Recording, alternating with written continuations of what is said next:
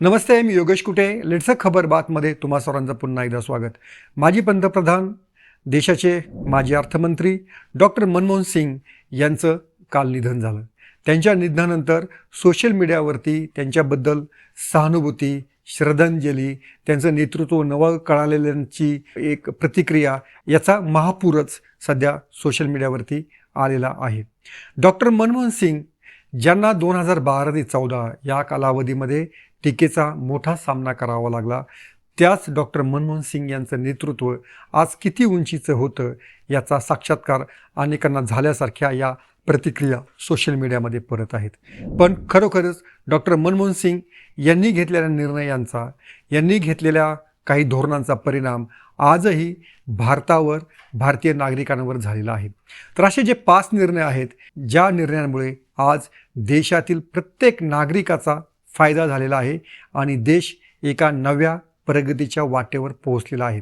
त्यातला सगळ्यात महत्त्वाचा जो मुद्दा आहे, देशाच्या सगळ्या एकूण अर्थधोरणामध्ये उदारीकरण आणणं, या देशामध्ये बाजारपेठ निर्माण करणं, या देशामधल्या उद्योजकांमध्ये स्पर्धा निर्माण करणं, या देशाला आर्थिक मुक्ततेचं वातावरण तयार करणं आणि त्यामुळं एक मोठा मध्यमवर्ग या देशामध्ये तयार होणं, या मध्यमवर्गाच्या हातामध्ये पैसा खुळखुळणं, या साऱ्या गोष्टी डॉक्टर मनमोहन सिंग यांनी घडवून आणल्या, हे मात्र तितकंच खरं आहे. आज देशामध्ये आपण जेव्हा म्हणतो की मध्यमवर्ग सुधारला, गरिबी कमी झाली, देशामधल्या अनेक कुटुंबाचं राहणीमान उंचावलं, तर याचं जे सारं श्रेय आहे, या श्रेयाचं मोठे मानकरी जर आपल्याला ठरवायचे असतील तर त्याच्यामध्ये डॉक्टर मनमोहन सिंग यांचं नाव अग्रभागी ठेवावं लागेल. त्यामुळं देशाच्या आर्थिक प्रगतीचा स्तर उंचावण्यामध्ये डॉक्टर मनमोहन सिंग यांनी अर्थमंत्री म्हणून केलेली कामगिरी ही नेहमीच उजवी ठरली आणि कौतुकास्पद राहिलेली आहे. दुसरा महत्त्वाचा निर्णय तो म्हणजे राईट टू इन्फॉर्मेशन, माहितीचा अधिकार. या देशामधले राज्यकर्ते हे जनतेला उत्तरदायित्व करणारे आहेत. त्यांचं उत्तरदायित्व किंवा त्यांची जबाबदारी ही जनतेप्रती आहे, हे ठसून सांगणारा कायदा म्हणजे माहितीचा अधिकार. सरकार, नोकरशहा हे कशा पद्धतीने निर्णय घेतात याची माहिती जनतेला व्हायला हवी आणि पारदर्शकता हाच लोकशाहीचा आत्मा आहे, हे ठसून सांगणारा कायदा म्हणजे राईट टू इन्फॉर्मेशन. भारतीय नागरिकाला एक महत्त्वाचा अधिकार प्राप्त झाला आणि कोणत्याही धोरणावरती एक त्याचं लॉजिकल माहिती मिळवण्याची मुभा यामुळं नागरिकांना मिळाली. या कायद्याचे अस्तित्व किंवा या कायद्याची सध्याची परिस्थिती अतिशय दयनीय आहे, शोचनीय आहे.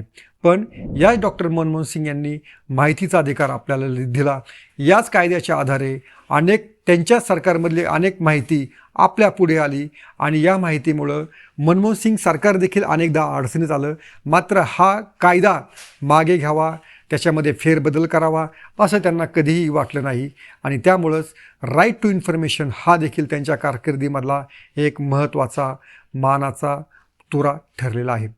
तिसरं महत्त्वाचं धोरण म्हणजे राईट टू एज्युकेशन म्हणजे शिक्षणाचा अधिकार. अनेक चांगल्या शाळांमध्ये गरिबांना किंवा गरिबांच्या मुलांना प्रवेश मिळत नव्हता आणि तो मिळवून देण्याचं काम हे राईट टू एज्युकेशनने केलेलं आहे. त्यामुळं एकूण जागांपैकी 25% जागा या गरिबांसाठी राखीव ठेवण्याचं जे धोरण होतं ते मनमोहन सिंग यांनी आखलेलं होतं. त्यामुळं अनेक बड्या शाळांची दरवाजे हे गरीब विद्यार्थ्यांसाठी सुरू झाले. त्याचा जो सगळा खर्च आहे तो सरकार भरू लागलं आणि त्यामुळंच ज्या शाळा केवळ श्रीमंतांसाठी होत्या त्या शाळा गरिबांसाठी देखील सुरू झाल्याचं जे श्रेय आहे ते निश्चितपणे मनमोहन सिंग यांच्याकडे जातं. चौथा कायदा जो या देशामधल्या औद्योगिक क्रांतीला बळ देणारा ठरला तो म्हणजे भूसंपादन कायदा. आपल्याकडे भूसंपादन किंवा उद्योगांसाठी शेतजमीन घेणं ही फार मोठी किचकट प्रक्रिया असते आणि त्यातून शेतकरी आणि संबंधित उद्योग किंवा सरकारी यंत्रणा यांच्यातलं हिताचं समन्वय राखणं ही फार अवघड बाब होऊन बसते. त्यामुळं हे भूसंपादन शेतकऱ्यांच्या हिताचं व्हावं यासाठी त्यांनी भूसंपादन कायदा लागू केला. म्हणजे एकूण जो बाजारभाव आहे त्या बाजारभावाच्या तिप्पट किंवा चौपट अशी रक्कम शेतकऱ्यांना मिळू लागली. त्यामुळे शेतकरी देखील प्रकल्पांना मोठ्या प्रमाणात जमिनी देऊ लागले. जमिनी सहजतेने मिळू लागल्यामुळे अनेक उद्योजकांना किंवा MIDCs असतील किंवा इतर जे सरकारी उपक्रम आहेत त्यांना जमिनी तातडीने मिळू लागल्या, उद्योग उभे राहू लागले आणि त्यातून रोजगार निर्मिती आणि साहजिकच संपत्ती निर्मिती देखील होऊ लागली. पाचवा महत्त्वाचा निर्णय म्हणजे भारत अमेरिका यांच्यातील अणु करार. याआधी भारत हा एक गटनिरपेक्ष किंवा अलिप्तत्ववादी देश म्हणून ओळखला जात होता. मात्र डॉक्टर मनमोहन सिंग यांनी हे धोरण बदललं आणि अमेरिकेशी अणु करार केला. मनमोहन सिंग यांना आपण मौनी बाबा समजतो किंवा नेमस्त किंवा अतिशय मृदू स्वभावाचे समजतो. मात्र याच अणु करारावरनं त्यांनी आपल्या राजीनाम्याची देखील तयारी ठेवलेली होती. जर हा अणु करार झाला नाही, जर या अणु कराराला काँग्रेस पक्षाने पाठिंबा दिला नाही तर मी पंतप्रधान पदाचा राजीनामा देईल असा थेटपणे इशारा हा डॉक्टर मनमोहन सिंग यांनी दिलेला होता. आणि या इशाऱ्यामुळेच सोनिया गांधी या अणु कराराच्या पाठीशी उभा राहिला.